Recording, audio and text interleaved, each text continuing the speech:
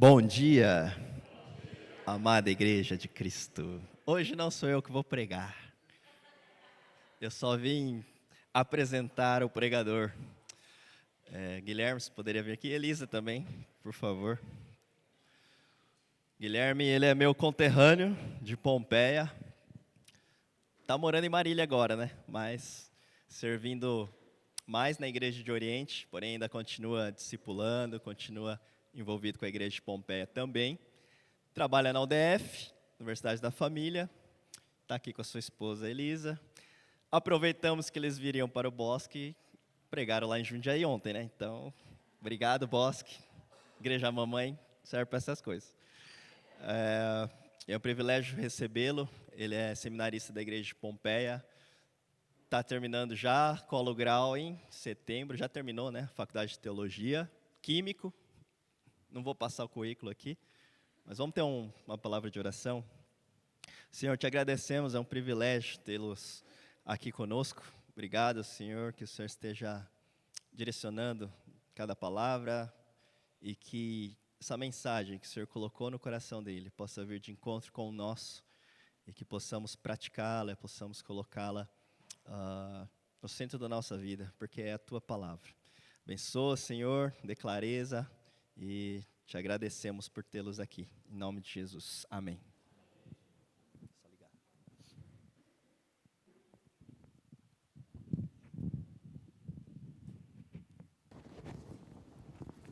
Som, teste está funcionando. O pessoal do som veio trazer esse microfone aqui para mim. Eu falei, rapaz, que responsa. Primeira vez que eu uso um fone assim, né? Bom dia, irmãos. Graça e a paz do nosso Senhor Jesus, amém? Amém. Eu quero agradecer ao pastor Luiz, pastor Noemi, pastor Marcelo, né, por terem feito esse convite. Meu coração se enche de alegria, se enche de temor e tremor também, né, mas creio que o Senhor quer falar com todos nós nessa manhã, né. Quero poder trazer a palavra do Senhor, o que Ele tem ministrado no meu coração, né, e espero que ministre o coração de vocês também, irmãos. Aqueles que trouxeram as suas Bíblias físicas podem estar abrindo em Eclesiastes 9. Nós não vamos ficar lendo muito texto, mas toda a pregação está baseada em Eclesiastes 9, dos versos 1 até o verso 12, essa perícope. E aquele que não trouxe sua Bíblia física, mas trouxe seu celular, que você também possa abrir a palavra de Deus, né? Com os adolescentes lá de Pompeia e de Oriente, a gente fala que aquele que traz a Bíblia física traz uma espada. Aquele que traz a Bíblia no celular traz a sua espada Jedi, né? Então, e vamos lá.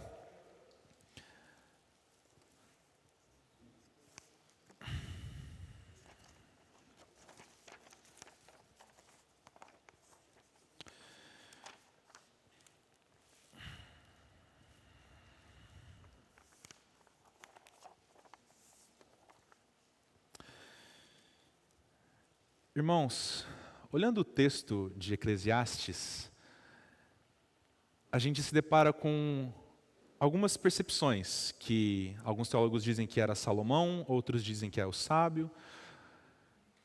Ele traz algumas percepções e não são percepções legais, não são percepções alegres. 3 percepções ele traz. A primeira percepção é a que tanto o justo quanto o injusto, tanto o pecador quanto o santo, têm o mesmo destino, que é falecer, que é padecer. Então não importa do ponto de vista do sábio, se você tem buscado ao Senhor ou se você tem vivido uma vida em pecado, você vai morrer. Nós vamos morrer. Né? A segunda percepção que ele traz é, já que todos nós vamos padecer, usufrua dessa vida.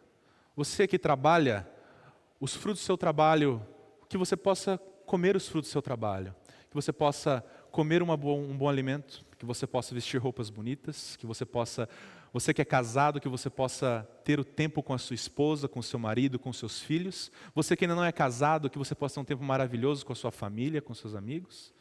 Né? Já que tudo há de padecer, usufrua dessa vida. Essa é a segunda constatação que o sábio faz, olhando para esse mundo. A terceira constatação que ele faz é lá no final, ali dos versos 11 até o final do verso 12, é o seguinte: nós não conseguimos prever o dia mau. Ele certamente virá, ele certamente nos assolará. Então, bola para frente.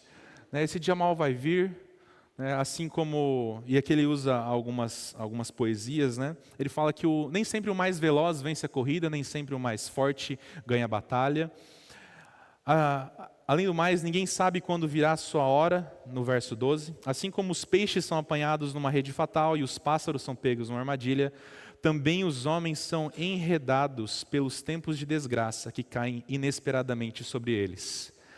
Afinal, essa vida, esse mundo é quebrado. Nós somos quebrados também. O pecado nos quebra. Mas hoje eu não quero anunciar uma vida para essa vida. Hoje eu quero anunciar a nova vida em Cristo Jesus. Onde tudo isso cai por terra.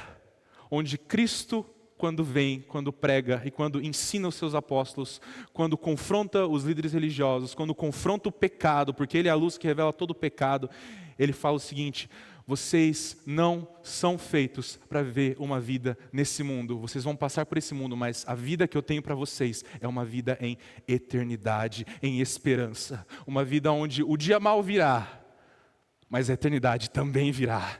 E ela vai valer muito mais a pena. Amém?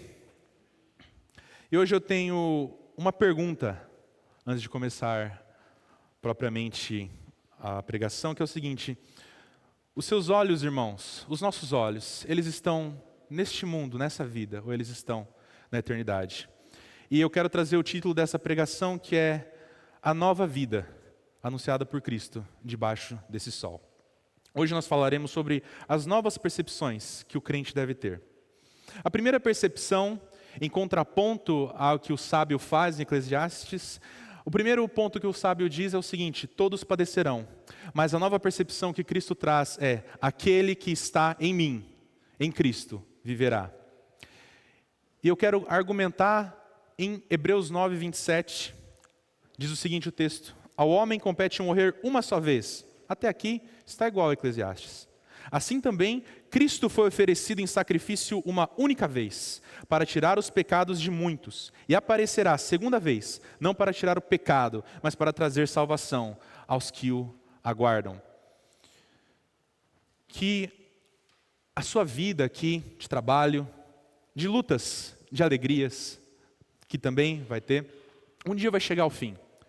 Mas a nossa paz, a sua alegria e o seu foco de batalha diário não deve ser usufruir das coisas nessa vida, mas deve ser a paz de que o nosso Senhor vai voltar para nos salvar, vai voltar para nos levar a essa nova eternidade, onde as coisas fazem sentido. Um outro exemplo que também vem é quando Lázaro está morto e Marta vem falar com Jesus, Jesus questiona ela, lá em João 11, dos versos 25 a 26, disse-lhe Jesus a Marta: eu sou a ressurreição e a vida. Quem crê em mim, ainda que morra, viverá. E todo o que vive e crê em mim, não morrerá eternamente. Crês nisso, Marta? Eu pergunto a vocês, irmãos, vocês creem nisso? Vocês creem que Cristo vai voltar para nos salvar, vai voltar para nos levar à eternidade? Marta estava desolada com a morte do seu irmão. E quando Jesus pergunta para ela: crês, Marta, crês que o Lázaro vai ressuscitar? E ela fala: claro que ele vai ressuscitar. Lá no final, eu creio que ele vai ressuscitar dos mortos, sim, e nós iremos para a glória do Senhor. Aquela ideia de eternidade judaica, que é diferente da eternidade cristã. E Jesus fala: eu sou essa ressurreição. Eu sou essa ressurreição. Eu não estou falando que Lázaro vai ressuscitar, a gente sabe que ele vai ressuscitar lá, mas eu vou ressuscitar ele agora, porque eu sou a vida. Então, Jesus confronta Marta nisso. O fim daquele que vive de forma correta nesse mundo, mas sem Jesus, é ir para o mesmo lugar que o profano, o injusto, o pecador. Mas aquele que está em Cristo, a este foi reservado a coroa da vitória, como diz o apóstolo Paulo em 2 Timóteo. Já agora a coroa da justiça me está guardada, a qual o Senhor, reto juiz, me dará naquele dia, e não somente a mim, mas também a todos quantos amam a sua vinda. Que você possa amar a vinda de Cristo, meu irmão, que você possa clamar e você possa, mesmo nos momentos de dores, clamar por Jesus, esperar, aguardar ansiosamente a volta do nosso Redentor. Nós vamos padecer? Nós vamos. Mas aquele que está em Cristo ressuscitará com Ele. Aleluia. É isso que nós cremos. E qual é a evidência disso, Guilherme? Você pode prometer que Cristo vai voltar? Sim, eu posso, porque Ele foi o único que voltou dos mortos. O único que padeceu, permaneceu morto por 3 dias, mas ressuscitou, não só em espírito, mas em carne e osso. Eu acho muito engraçado, é surpreendente quando Cristo aparece para os discípulos, eles estão conversando e Jesus, é como se Jesus passasse por uma porta fechada. Aí eles olham, acho que é um espírito, né? E Jesus fala assim, oi, tudo bem? Ele senta na mesa, ele pega um peixe, um pão e come. Em questão de segundos ele prova que ao mesmo tempo que ele é espírito, ele também é corpo. Ele ressuscitou em glória. Aleluia, aleluia. A segunda percepção, a segunda nova percepção que eu quero trazer, meus irmãos, é um contraponto dessa, usufruir as bênçãos dessa vida. Nós temos 2 formas de usufruir as bênçãos dessa vida. A primeira forma é uma forma totalmente desregrada. A segunda forma é uma forma totalmente mesquinha. E aquele que não anda em Cristo, por misericórdia, consegue viver em equilíbrio, por causa da graça comum, como diria C.S. Lewis. Em Mateus 6, dos versos 25 a 32, Cristo diz o seguinte: não se preocupem, meus filhinhos, quanto ao que comer ou que beber, nem com seu próprio corpo, quanto ao que vestir. Não é a vida mais importante que a comida e o corpo mais importante que a roupa? Lhes digo que nem Salomão, em toda a sua glória, foi vestido pelo Senhor como os lírios do campo foram vestidos. E aqui eu quero entrar nessa parte aqui, irmãos. Salomão, o sábio, diz o seguinte: aproveite, curta, já que todo mundo vai falecer, aproveite, curta, não perca tempo. Mas eu quero lembrar todos nós, irmãos, nem Salomão em toda a sua glória, o rei mais rico de Israel, o rei mais rico do período de Israel, já viveu, tinha tudo, todo o dinheiro, todo o poder, toda a glória. O Senhor vestiu o lírio do campo, mas não vestiu Salomão. E o lírio do campo, daqui a pouco a gente pisa em cima, daqui a pouco a gente taca no fogo. Ele vive tão pouco tempo e a glória de Salomão não se compara à glória de uma flor.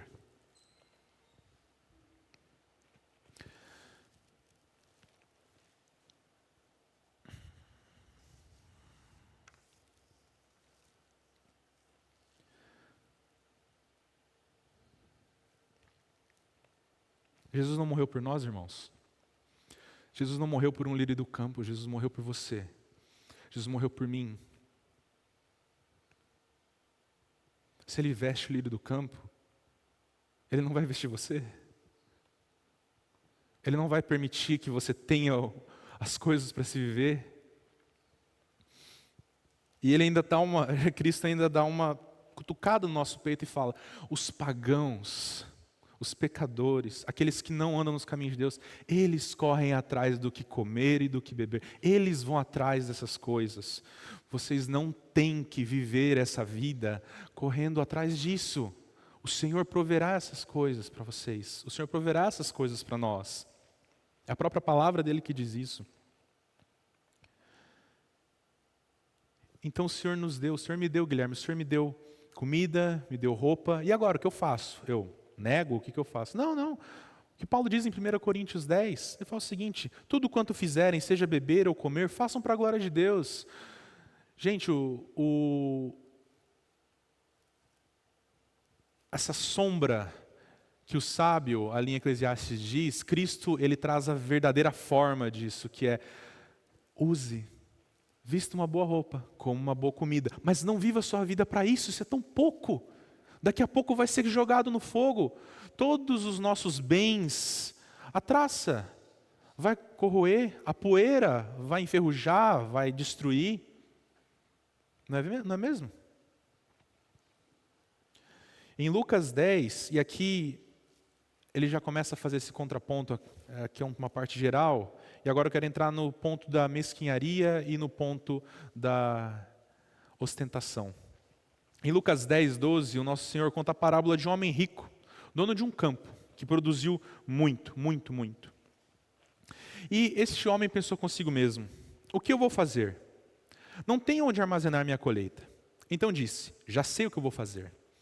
Eu vou derrubar os meus celeiros e construir outros maiores, e ali guardarei toda a minha safra e todos os meus bens. E direi a mim mesmo: você tem grande quantidade de bens, armazenados para muitos anos. Descanse, coma, beba e alegre-se. Esse homem trabalhou, guardou, conseguiu juntar grande quantidade. Construiu basicamente um banco para guardar todos os seus bens. E depois, no final, que ele guardou tudo, segurou tudo o máximo que pôde, ele falou: agora eu vou viver bem. O Senhor diz: você é louco, você é maluco, hoje vão pedir a sua alma, e o que você vai dar? Tudo que você construiu, tudo que você guardou, tudo que você reteu, hoje você padecerá. E de que vai ter valido a pena? Teria sido melhor você ter aproveitado um pouco disso.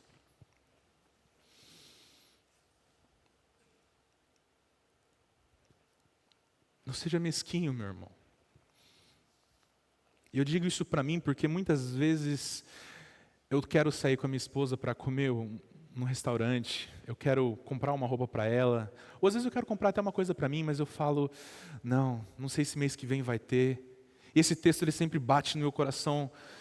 Fala o seguinte: Guilherme, quem se preocupa com isso são os pagãos, quem se preocupa com isso é quem não tem Jesus.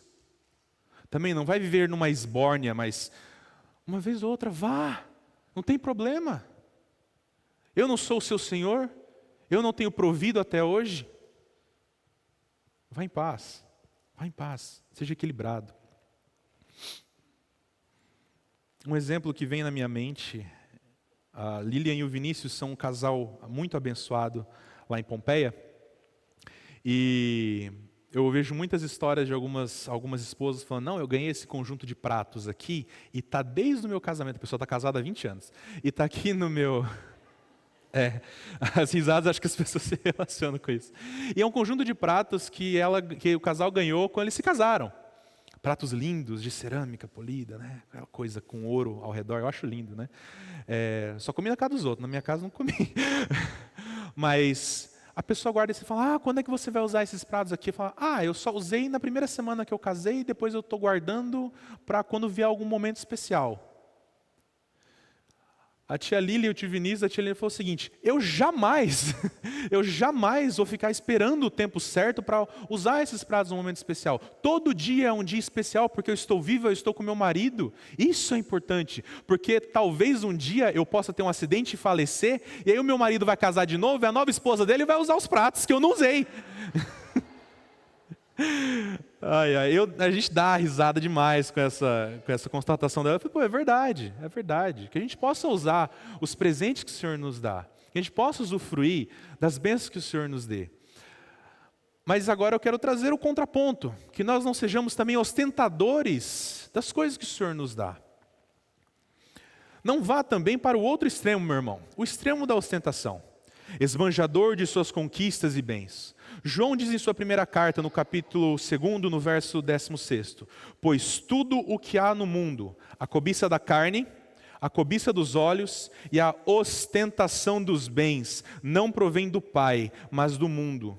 Não fixe os seus olhos no que você pode conquistar nessa terra, onde a traça e a ferrugem corrói, mas mantenha os olhos fixos no tesouro eterno, semeie na eternidade. Quem semear no Espírito, colherá a vida eterna, como diz em Gálatas 6. Irmãos, seja o que comer, seja no beber, dê glória a Deus, aproveite. Mas uma coisa que me incomoda, e acho que incomoda o coração de nós, é quando nós estamos perto de pessoas que esbanjam, que tratam as coisas apenas como descartáveis. Eu tinha um colega, até hoje ele é meu colega, ele era meu amigo, acabou se tornando um colega pela distância, e ele ganhou um carro de 18 anos dos pais. E em uma semana ele quebrou todo o sistema de freio do carro.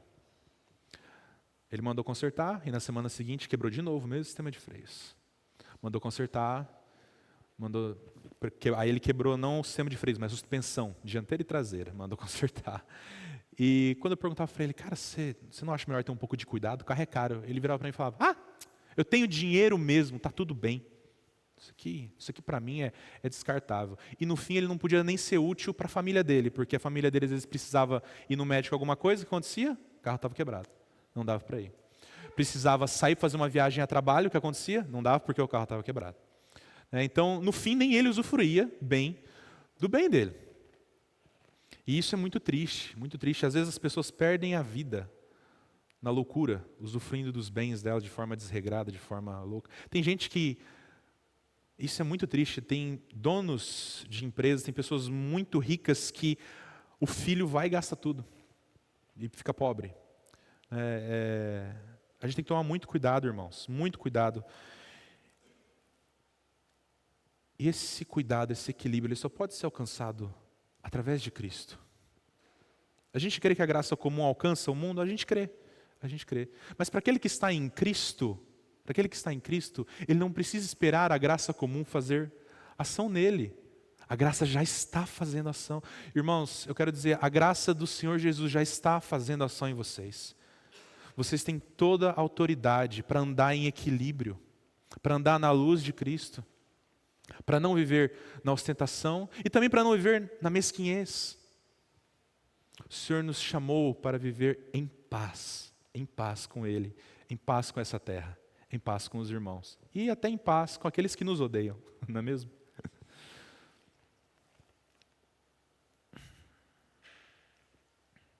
Pois o reino dos céus é como um tesouro escondido no campo.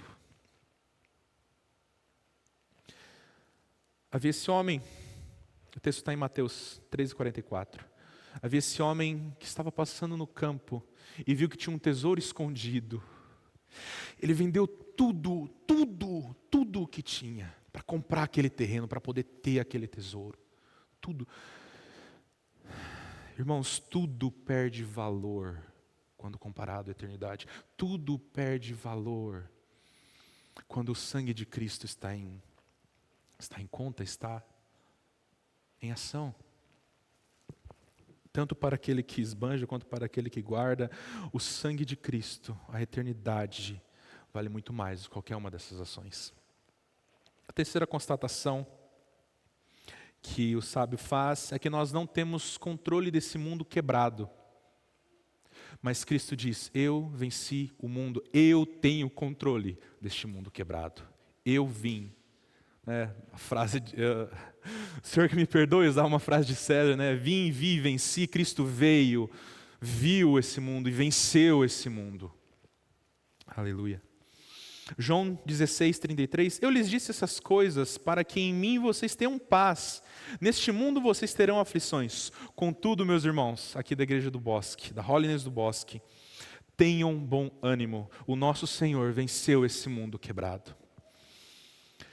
Primeira carta de João 2:25, esta é a promessa que Ele nos fez, que Cristo nos fez, a promessa da vida eterna, a promessa da eternidade, da salvação.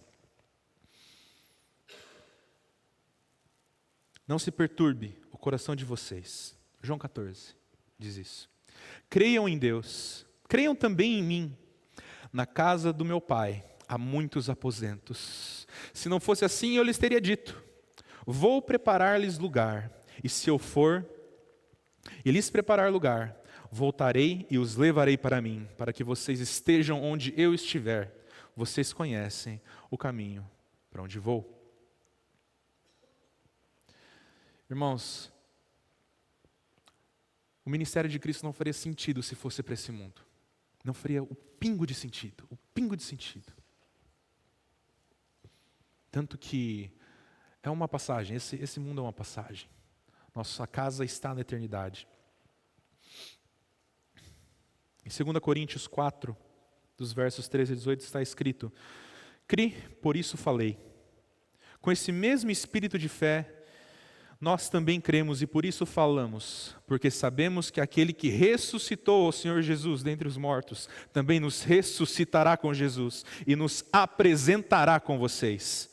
Tudo isso é para o bem de vocês, para que a graça que está alcançando um número maior de pessoas, Igreja de Jundiaí, Pastor Marcelo, glória a Deus pela sua vida, pela ação do Evangelho através da sua vida, que está alcançando um número maior e cada vez maior de pessoas, faça que transbordem as ações de graças para a glória de Deus. Por isso não desanimamos, embora exteriormente estejamos a desgastar-nos com os trabalhos, embora exteriormente estejamos a nos desgastar-nos com brigas familiares, embora exteriormente estejamos a nos desgastarmos com assaltos, com assassinatos, com cânceres, com doenças, com acidentes até.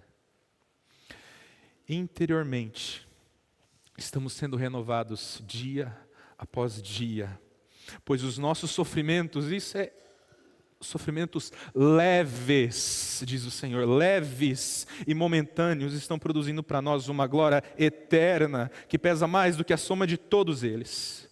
Assim fixamos os olhos, não naquilo que se vê, mas no que não se vê, pois o que se vê é transitório, é passageiro, mas o que não se vê, meus irmãos, é eterno.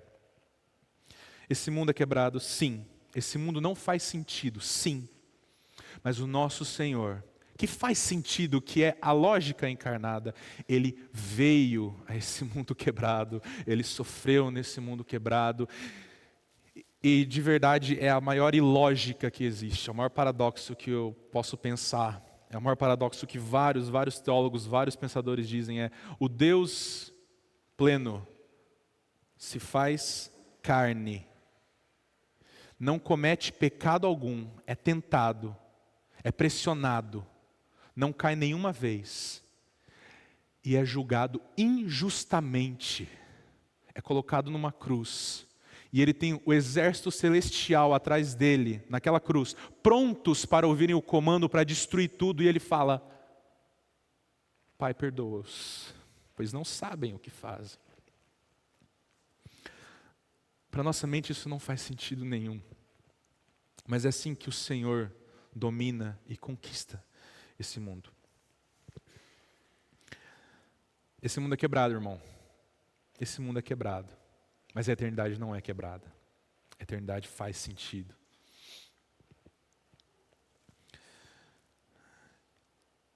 Acho que o que o Senhor mais falou comigo ao preparar essa mensagem é o seguinte: filho, todos morrerão, isso é verdade. Usufrua das coisas que eu te dou para a minha glória, com equilíbrio. Tenha paz, porque eu já venci esse mundo. Separei a eternidade para você, para os seus irmãos. Mas o que Deus falou muito é o seguinte: eu quero você na eternidade comigo. Eu vou falar para vocês, irmãos. O Senhor quer vocês na eternidade com Ele. O Senhor quer cada um de vocês, cada um de nós, na eternidade com Ele. Ele não quer que a gente fique prestando atenção naquelas coisas quebradas que ficam nos atormentando, que tiram o nosso foco. Fala assim: ó, vai acontecer, vai, mas eu venci o mundo, estou te dando toda a autoridade para você continuar seguindo. Tropeçou, eu vou te ajudar a levantar. Caiu, perdeu uma perna, vamos lá, eu vou te ajudar a levantar também. Quando a minha mãe teve câncer, em 2012, 2013, câncer de mama, graças a Deus ela está curada, eu era o mais velho e eu não sabia lidar com isso. O meu irmão, ele era muito novo e ele tinha crises de choro constantes. A minha irmã, acho que ela teve um lapso que ela não lembra essa parte da vida dela. Ela não lembra disso. Tem muito trabalho psicológico para ela tratar ainda, né? E quem me ajudou muito foi a igreja de Pompeia. Aqui eu quero dar um salve para o tio Ivan Lyoshi Ozawa. Ele chorou comigo. Ele orou comigo. Acho que foi um dos golpes mais duros que a vida me deu até hoje, né? A gente não sabe o dia do amanhã, né? Mas se não fosse a graça de Cristo na minha vida, eu creio que eu teria saído da fé. Mas em todo momento o Senhor falava: eu venci esse mundo. Não faz sentido. Meu pai fumou 20 anos da vida dele e meu pai não tem câncer, não tem nada. Ele tem um pequeno efizema assim no pulmão, que está lá, marca, sempre nos raios-x aparece, mas ele não teve nada. Minha mãe nunca mexeu com essas coisas e justo ela teve um câncer. Né? Pela lógica não faz muito sentido. Né? Mas ela teve. A pessoa menos provável da minha família teve. E foi um golpe muito doído. Né? E hoje eu posso olhar para trás e falar, foi tudo quebrado, mas o Senhor estava com a gente. Ela toma um remédio de R$19.000 a caixa. E juntando o salário de toda a família, vendendo a casa, ia dar para pagar uns um ano e meio no máximo, assim, vendendo tudo. Né? É muito dinheiro. E graças a Deus, o plano de saúde cobriu. Graças a Deus. O plano de saúde não queria cobrir. Mas aí o meu tio, que é advogado, conseguiu entrar na justiça e fluiu. Eu achei isso incrível, porque os advogados de plano de saúde são muito bons. Né? Eles são muito bons de argumento jurídico, muito bons mesmo. Né? E meu tio conseguiu. Eu não consigo não ver a mão de Deus nisso, numa coisa que não faria sentido. E Deus foi, e tocou, e fluiu nessa terra. Eu creio que o Senhor nos dá esses relâmpagos, esses glimpses, essas vislumbres de como Ele atua nesse mundo quebrado. Ele conserta, Ele vai consertando. Né? E eu gostaria de encerrar a mensagem contando uma última história. Não sei quem já viu o filme ou leu o livro do Senhor dos Anéis. É um dos filmes que acabou me convertendo. No fim, o Senhor usou muito esse filme para tratar muitas coisas em mim. E a cena que eu mais gosto desse filme, você tem dois personagens. Você tem o Pippin, ele é um hobbit desse tamanhozinho. Você tem o Gandalf, que é o mago branco, mais ou menos de 1,80 m, 2 metros de altura. Né? E eles lutaram o dia anterior inteiro, a noite inteira, a madrugada inteira. E agora são aproximadamente 8 da manhã. A cidade branca foi invadida pelos inimigos, pelos demônios. E conseguiram recuar todas as mulheres, todas as crianças. Muitos homens morreram.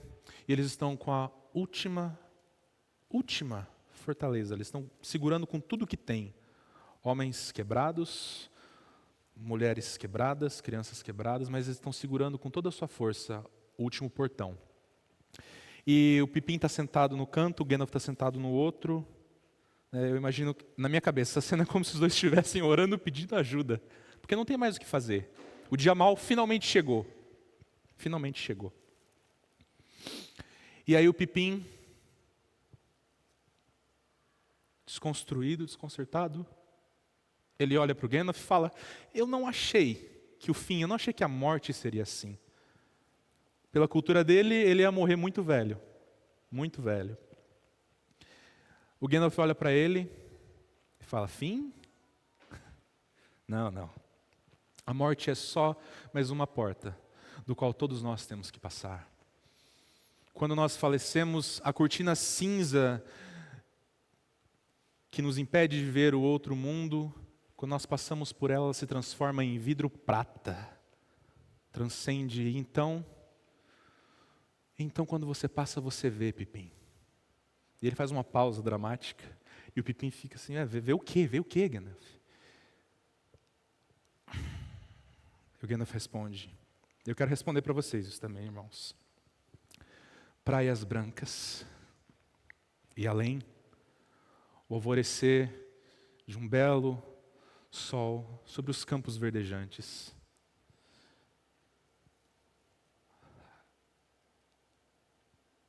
As muralhas de ouro, meus irmãos, as ruas de ouro, as pedras encravadas na Nova Jerusalém.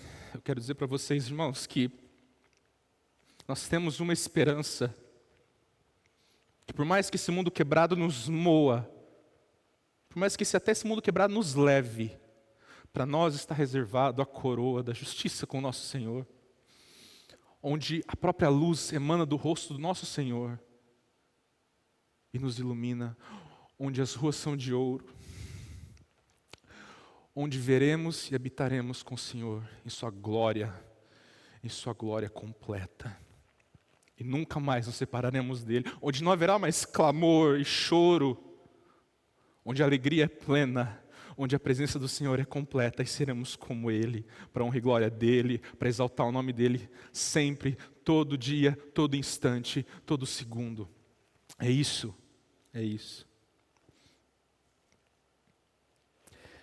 E aí o Pipinho olha para o Gandalf e fala, nossa, não é tão ruim quanto eu pensei. E o Gandalf fala, não é tão não, é muito bom. As portas são abertas, os inimigos entram, e o dia mal chegou. Às vezes, meu irmão, o dia mal vai acontecer assim que você sair daqui. Às vezes o dia mal vai chegar a semana que vem. Às vezes ele pode nunca chegar. Mas não olhe para esse dia mal. Olhe para a eternidade, para a Nova Jerusalém, para a presença do Senhor na eternidade. Esse que eu quero lembrá-los nessa manhã. Que o Senhor possa te abençoar. Queria poder orar pelos irmãos. Que você possa curvar a sua fronte. Vamos orar ao Senhor. Irmão, se você tem um dia mau, fale agora ao Senhor. Abre o seu coração diante dEle. Fala assim, Senhor, o meu dia é mau. O meu dia mau chegou. Às vezes você tem um câncer, irmão. Às vezes, algum parente próximo seu faleceu. Às vezes você está esperando na fila do médico alguma coisa. Às vezes você bateu o carro. Eu não sei qual é o seu dia mau. Mas o Senhor sabe, e o Senhor quer te fazer passar por esse dia mal, dando glória a Ele, Ele quer te dar toda a força, Ele quer suprir você nesse dia mal. Não olhe para esse dia quebrado, irmão, olhe para a glória eterna, olhe para Cristo naquela cruz. Ele levou o seu dia mal com Ele. Ó Senhor, estamos aqui como igreja reunida para te exaltar, te glorificar. Estamos aqui, Senhor, abrindo nosso coração. Ó Senhor, se tem algum irmão aqui, Pai, que tem olhado mais para o dia mal do que para a glória eterna, Senhor, eu peço que Teu Espírito Santo o convença disso, que ele possa se arrepender. Irmão, que você possa se arrepender se você é esse caso. Agora, irmão, se você é o caso que o dia mal veio, mas você está de olho no Senhor, está com os seus olhos fixos no tesouro eterno, continue.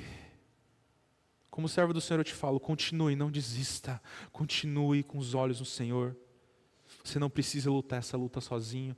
Vem falar com os pastores, vem falar com o seu líder. Venha falar com o Senhor. Senhor, eu quero abençoar a vida dos meus irmãos. E se tem alguém aqui que ainda não tem esse vislumbre, que ainda não consegue ver a eternidade, que não acredita que a eternidade virá, eu quero falar para você, irmão, a eternidade já veio. Cristo Jesus é a eternidade. Ele é o pão que desceu do céu, Ele dá a vida, Ele é a água viva, Ele é o próprio Deus. Ele já veio, Ele já morreu por você. Confesse os seus pecados diante do Senhor. Creia no Evangelho, creia em Cristo. Ele é suficiente para que no dia mau você passe bem. Se você ainda não conhece a Cristo, se você ainda não conhece a eternidade, vem falar com a equipe pastoral, vem falar com o seu líder, vem entregar a sua vida para Cristo. Eu vou ser ousado. Se tem alguém que ainda não confessou a Cristo, que não confessou a Cristo como seu Senhor e Salvador, nunca ouviu falar dessa eternidade, que você possa levantar a mão em seu lugar.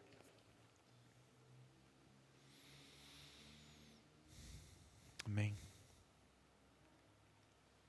Amém.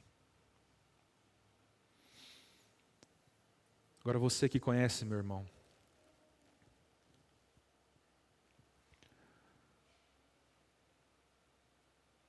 fale com o Senhor.